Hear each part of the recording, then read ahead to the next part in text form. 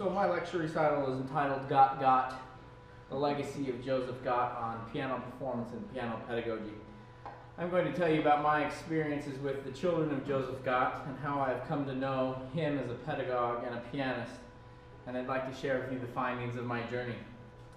I was fortunate to be the recipient of a T. Ann Cleary International Dissertation Research Fellowship, which allowed me to travel to Leipzig, Germany, and Budapest, Hungary. And here is a brief history of the life of Joseph Gott.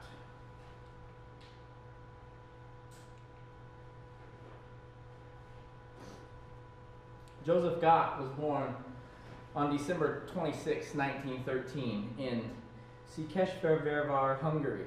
His parents were Bernard Gross and Aranka Armuth, and they were Jewish merchants.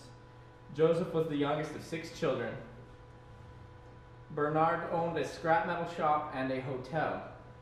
The hotel was called Fekete Isoás Fogadó, which means the Black Eagle Inn. If you look closely in the pediment of the building, you can see the Black Eagle. The family lived at the same address as the hotel.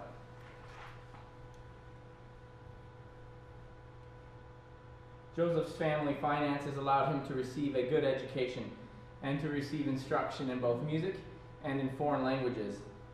His talent was noticeable at an early age, but his first instrument was the trombone. At the age of 18, he was admitted to the Royal Conservatory in 1932 to study trombone with Pál Trébus and composition from Zoltán Kodály. Joseph had to switch his major from trombone to piano due to a lung disease believed to be tuberculosis. Originally, Joseph Gott's last name was Gross, which means large. But there were 2 Joseph Gross at the academy, and one of them agreed with the ideas of Nazism. Joseph, being a Jew, did not want to be confused with anybody else, let alone somebody that agreed with the ideas of Nazism. So he changed his name to Gott, as did his brother. He wanted his last name to be short and to also start with a G like his former last name. Gott means dam in Hungarian, and has posed some problems in researching.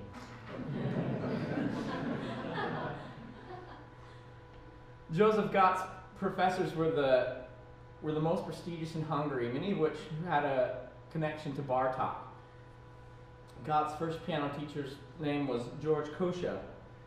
But when Gott was young, he heard a radio recording of Béla Bartók, and he said that it made him crazy. He said, "I knew then that I had to get to Budapest and study with that man." And he ended up studying with Bartók for a couple of years. But in 1934, Bartók moved to the Hungarian Academy of the Sciences to focus on folk music. And so at that time, Gott studied piano with Imre Stefanyi, who had been a student of Dohnányi. Gott received his certificate of composition in September of 1937 and his certificate in pedagogy in 1938. This is a picture of Gott's gradebook. You'll notice the first signature is Bartók's for his grade in piano lessons. Shortly after graduation, Gott married Magda Veszprémy on July 21st, 1938. They first lived in Budapest. Then they moved to Budakeszi, which is 10 kilometers west of Budapest, to a house with a large garden. They had Angora rabbits and goats, and in this picture you can see Magda. She's making wool from the rabbit's fur. When Gott graduated, Jewish legislation was passed making it impossible for him to find a job. So he played the trombone in a jazz band and taught piano lessons. One day, Gott came home and his wife and other family members were missing. 34 members of Joseph Gott's family died in the Auschwitz concentration camp during World War II, including his parents, his uncles, cousins, and his wife Magda. It was very painful for Gott to talk about this time with his family. Many Jews in Budapest, though not all, avoided the concentration camps.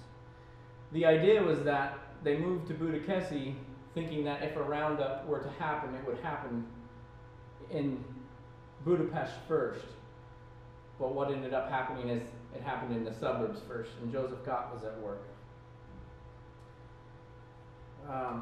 His daughters speak of their memory of their father telling them that he taught piano lessons to an ambassador from Switzerland.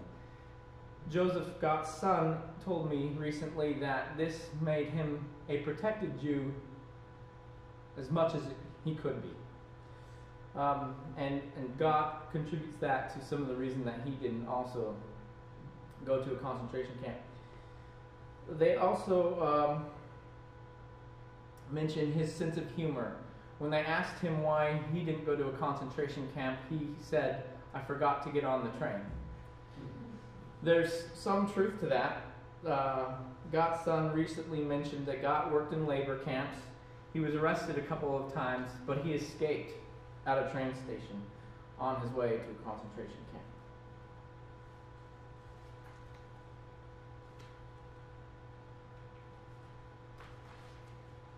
Gott was a choral and orchestra conductor.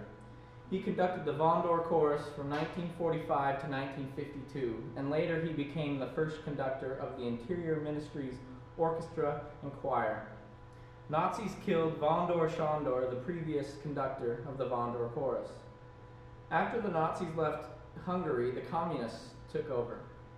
The communists created the AVO, which was the secret police in Hungary from 1945 to 1956. They helped control the government. Gott himself was a communist. He had to be to survive. He led a choir of AVO border guards in performing a work written by Ligeti that had been approved for performance by the AVO. Ligeti recounts this occasion. Quote, "Joseph Gott, an outstanding piano teacher and choral director, asked me for a folk song arrangement for his choir in 1950 without telling me what his choir was called. He probably didn't wish to embarrass me, and I thought nothing of it at the time. A few weeks later, I was summoned by the State Security, AVO. At the stipulated time, I had to report to the AVO headquarters at the infamous Andrassy Street. I was led into an auditorium where Joseph Gott and about 50 women and men were assembled, dressed in the state security uniform of the armored border troops. They sang my work." When Ligeti reviewed a book by Joseph Gott in 1948, he proposed that Bartók's music offered a way of moving beyond recent disasters, praising Gott's application for relative solfege principles to the teaching of score reading. Ligeti hinted at the political orientation of the book by warmly recommending it to progressively minded pedagogues. So you can kind of get a flavor for what the time period was like in communist Hungary. Gott met Beatrix Garib in 1946, and they were married a year later in 1947. Together they had 4 children. Esther was born in 1948, Judith born in 1949, János born in 1952, and Peter born in 1953. From 1947 to 1949, Gott taught at the National Conservatory. Gott was offered a job at the Franz Liszt Music Academy in the fall of 1949. In 1955, Joseph Gott and Beatrix Garib divorced, and in 1956 he married Esther Halmy. They had 1 daughter together, Anna, who was born in 1960. He was given the task to head the choir conducting program. After the war, the Academy had a program in place that Gott ran that allowed high school graduates with a special music major the opportunity to enroll in a university course that qualified them as a music teacher in the primary school. Gott also taught solfege, piano pedagogy, and piano lessons. Gott was a revolutionary. He became interested in early keyboard instruments. After World War II, he didn't play many other public piano concerts, but mainly clavichord and harpsichord concerts.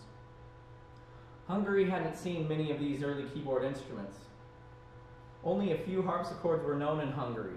One belonged to a pianist, Mrs. Erzsébet Lang Kecskemety. Her name is mentioned in the correspondence of Bartók. She, however, moved to the United States before World War II, and she took her harpsichord with her. The German occupation army brought a harpsichord to Hungary in 1944 to accompany the Mozart recitatives. The other harpsichord in the country was a Neupert harpsichord that belonged to music historian Ferenc Brodsky. He showed it privately a couple times and allowed János Hammerschlag, who also taught at the Franz Liszt Academy of Music, to use it as he wished. This was the first time that a harpsichord had been seen in the Academy.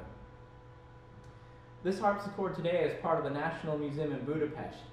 Gott's daughter, Esther Fontana, acquired the harpsichord from Brodsky when she was the museum curator, when she worked there at the museum. Gott, along with a friend that was an engineer, experimented with the amplification of the instrument, similar to a guitar pickup amplifier. You can see the pickups. There's 4 of them across the strings. This is Judith, Gott's second daughter, in the picture. Neupert donated a harpsichord for the experiment. He also acquired an Ammer clavichord and a spinet. Gott patented this amplification system in 1955. He also allowed the instruments to be taken to the Franz Liszt Music Academy at the Great Hall to be used in concerts. As a result, Gott is credited with being one of the first people to introduce Hungary to the harpsichord. This is a picture of his Ammer clavichord. And a picture of the amplification system.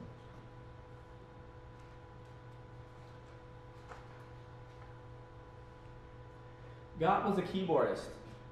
He released 4 solo records on the Qualiton record label. It wasn't easy to record records in communist Hungary at this time. He released a 7-inch 45 that mainly featured 8 works from the Anna Magdalena notebook recorded on the clavichord. On another record, Gott recorded the first 2 orders of the Couperin keyboard works that was recorded on his Neupert harpsichord. Another record featured pieces on the clavichord by C.P.E. Bach, both fantasias and sonatas.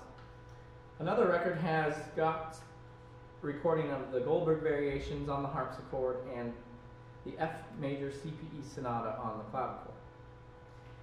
In the 1960s, Qualiton changed its name to Hungariton Records. From this change, Gott's records were re-released under the Hungariton label. Hungariton Records continued to release the records after Gott's death and has released 2 of the records on CD as part of their Hungariton Echoes collection. They're also available on iTunes. There were a few other recordings that the family had in their possession that were not commercially released. Gott recorded a few early keyboard works by English composers that appeared in the Fitzwilliam Virginal book. He recorded works by Bird, Morley, Boll, Farnaby, and Pearson. They were recorded on the harpsichord and heard on Radio Hungary. Gott was also an active collaborator in chamber music. He collaborated with several, including flautist Zoltán Jenny, who is currently the president of the Franz Liszt Academy in Budapest. He also collaborated with a couple of orchestras on a recording of 5 centuries of Hungarian songs. Gott was a pedagogue, and he taught at the Franz Liszt Music Academy for the rest of his life. Gott published several articles in music journals and magazines. Gott wrote a 3-part series on the music education in Hungary. The articles are filled with political language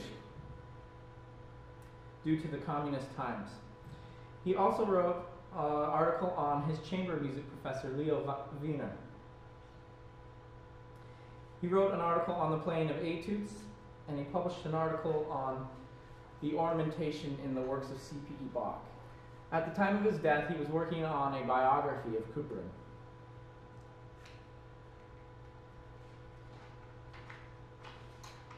Gott was a music editor and edited many publications for EMB. Gott's first edited publication was the 24 Motets of Lassus for 2 voices, originally published in 1954. These motets were republished several times and are currently in print. The collection of motets is edited with pedagogy in mind. In this edition, Gott has transposed the motets from their original clefs to treble and bass clef to be used as solfege exercises.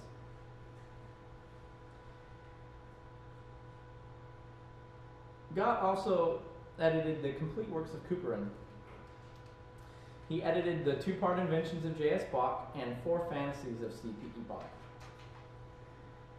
Gott was a juror in the 1966 Van Cliburn competition along with Lily Krauss, Alicia De La Rocha, and Claudette Sorel, and 13 others. After the Van Cliburn competition, he went to SUNY Fredonia, where Claudette Sorel, his good friend, was teaching, and gave a concert and a master class there. Gott died the next year of a heart attack in Budapest at the age of 54. Gott was an author of several books. The Technique of Piano Playing is by far his most well-known book. It was originally published in Hungarian in 1953 and English in 1958. It was revised and published in 1964 as an extended version in Hungarian. There have been 5 editions in English. He also published other books. He published an ear training method book and a sight reading method book. The sight singing method book is still in print today.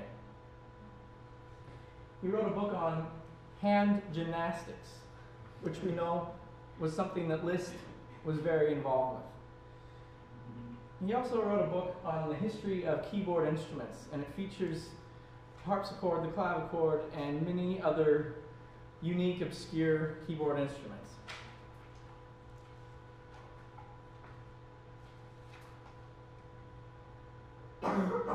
The ability to write technically what needs to be written for the idea to be communicated to someone to understand is a gift in itself. Gott was gifted in this area. He mentions in the preface, the material of some chapters has become concentrated to such a degree that it is not enough to read them through superficially. They have to be studied. There is no way for me to give a comprehensive showing of what is in this book.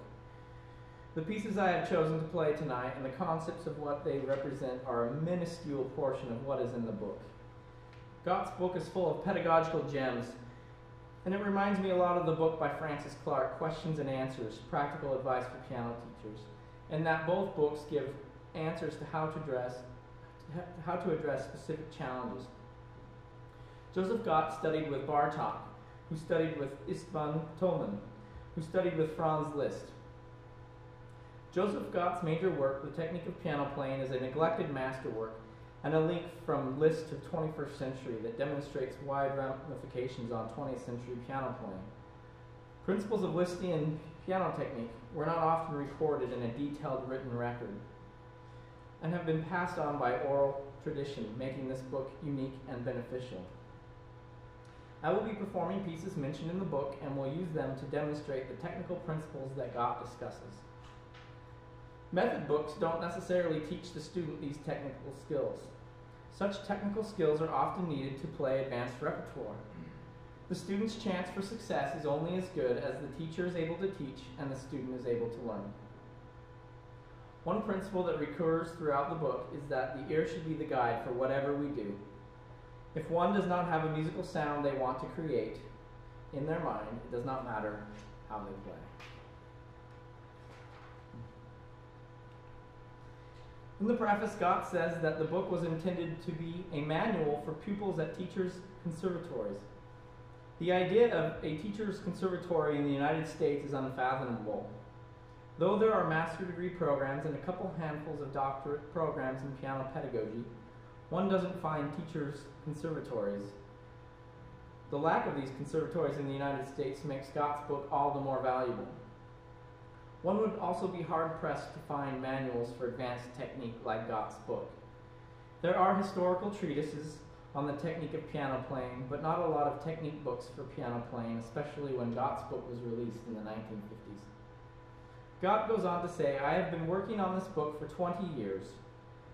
During these years, I have arrived at some new perceptions and results which made the use of new expressions inevitable.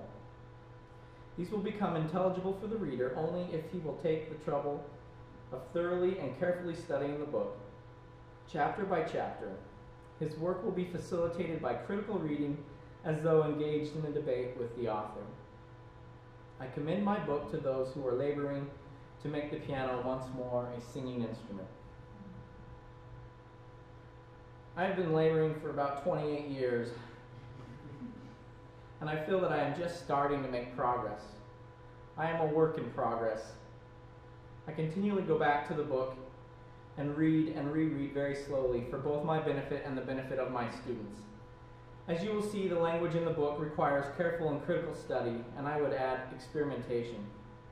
Many of my teachers growing up were not able to help me find the technical solutions needed to play the advanced repertoire that I was assigned.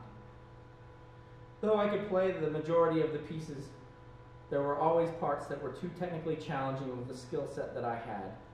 Sometimes I could make it through a piece, though with increased tension that would affect the execution of the sound of a piece.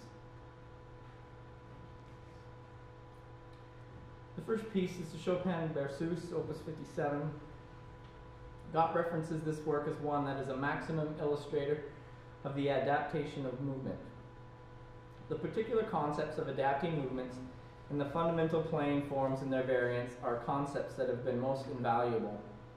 These concepts have helped me understand the biomechanics required to play the piano correctly, without tension. The learning I have experienced studying the principles taught by Gott start with exaggerated motions at slow tempi, until I could understand how much synthesizing was really needed. Gott said the movements required for the synthesizing are generally so small that they are not even noticeable. The differences of a few hundredths of millimeters required in order to approach or withdraw the axis of the fingers to the keys cannot be seen by the naked eye.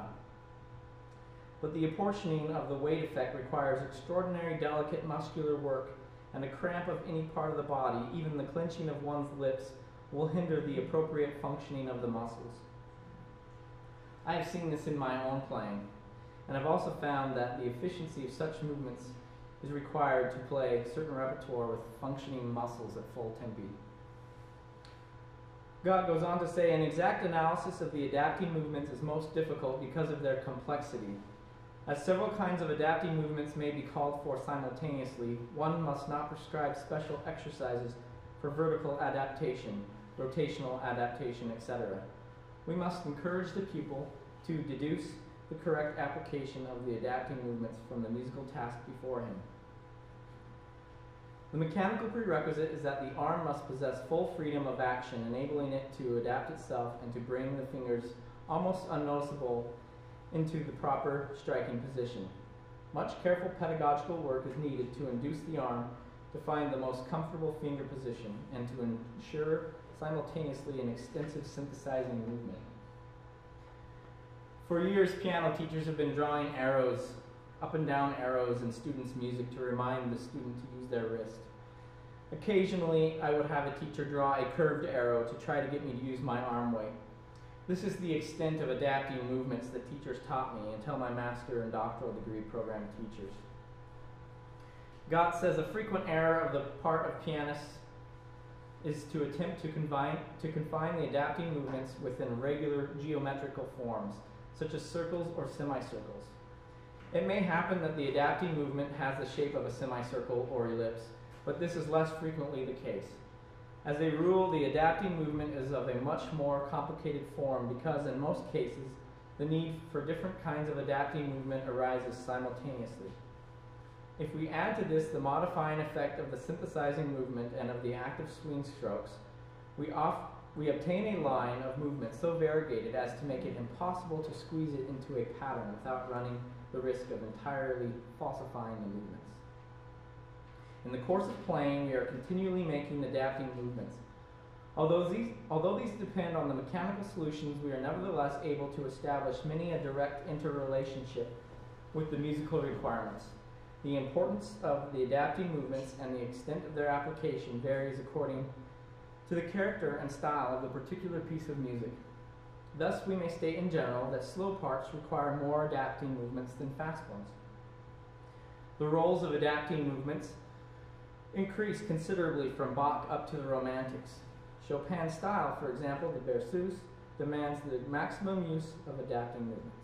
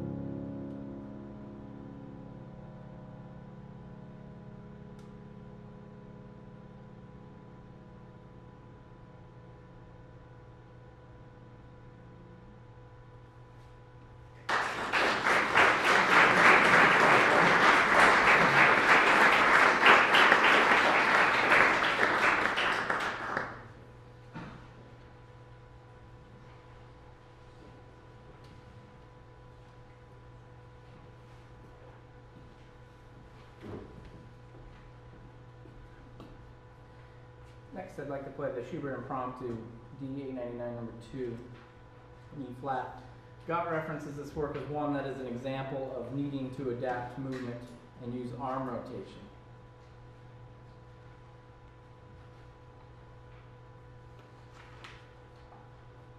God used the technology that was available to him. And from a quasi-scientific standpoint, he includes in the books pictures of different pianists. In this particular example, he had pictures of Richter taken at a rate of 24 photos per second to capture minute movements. The pictures have descriptions of what is happening in each individual frame. This particular example is talking about the use of rotation in the middle section, bars 85 through 90. While we were talking about a Schubert piece which is of higher difficulty, these concepts can be taught at a very early age. For example, when teaching Wild Rider. After that, I'll play the Schubert Impromptu number 4. Gott references this work as one that is a prime illustrator for the adaptation of fingering. He speaks of choosing a fingering based on the desired sound. The fingering Schubert gives requires one to adapt movements and use their arm. Liszt's fingering, however, results in a more virtuosic effect. Teaching students to know what sound they want is a long process, as is getting students to use logical fingering choices. Connecting these two processes, helping the students see that fingering choice has an effect, is something I wish teachers would have helped me understand earlier.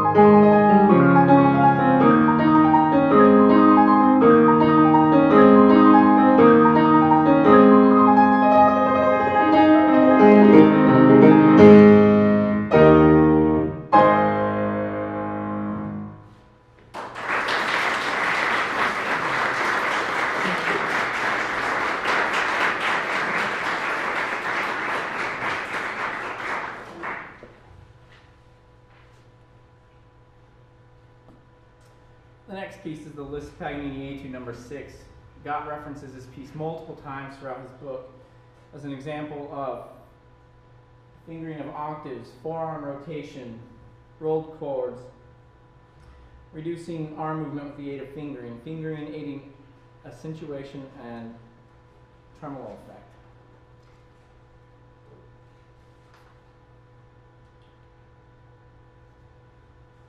Gott talks about the theme of the etude very rarely being heard clearly. I hope to play clearly tonight. He talks about the cause of our missing the right key is almost always due to the fact that the fifth finger of the right hand tries to attain the highest note by a rotational movement of the forearm, and so it bumps against the key instead of grasping it. But how could one bump against something appropriately? In such cases, the finger only tolerates being shifted, and this obviously will be detrimental to its sureness. If, on the other hand, we give the finger an active task to accomplish, the sounding of a tone or the grasping of a key, it will be able to execute this task with an absolute sureness and facility, because the expedient movement of the grasping is an inherited, unconditioned reflex practiced also continually in our everyday life. In another variation, he talks about appropriate fingering also aids in accentuating. When repeating the accents, the stressed tone should always be played by the same finger. The stressed tone should be struck whenever possible by the thumb. In the octave variations, he talks about Sauer even using his third finger to help with the legato passage work. Unfortunately, my hand is not big enough, so I cannot do that.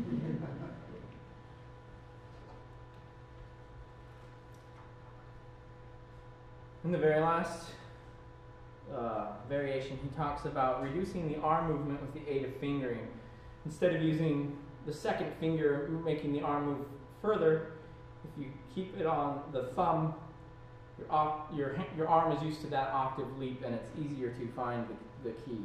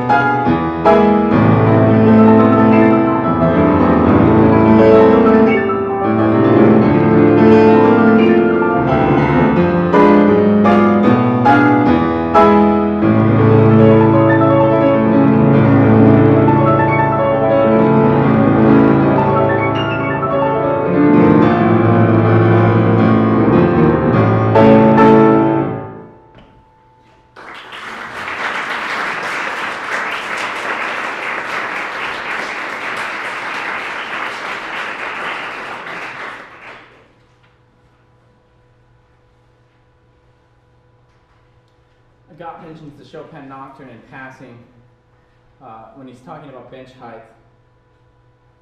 He says that the bench should be firm.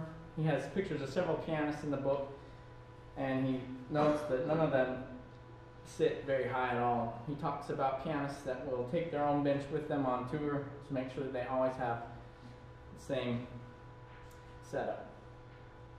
At the very end of the book, there's a pedagogical section on beginning students, and he mentions bench height and posture for the students, and in the section about pedaling says, pedaling should not be taught if it will disrupt or distort the sitting position.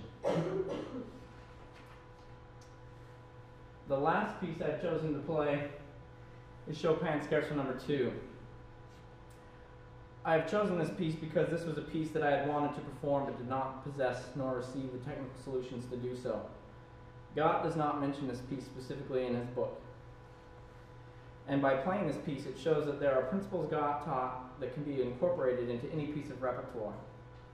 As a 14-year-old kid, when I needed to acquire advanced technique to start playing advanced repertoire, I wouldn't go to read a treatise. I didn't even know what a treatise was. If teachers don't earn advanced degrees or get taught about treatises, the only other place they potentially will be exposed to advanced pedagogy is at professional music teacher organization workshops and conferences.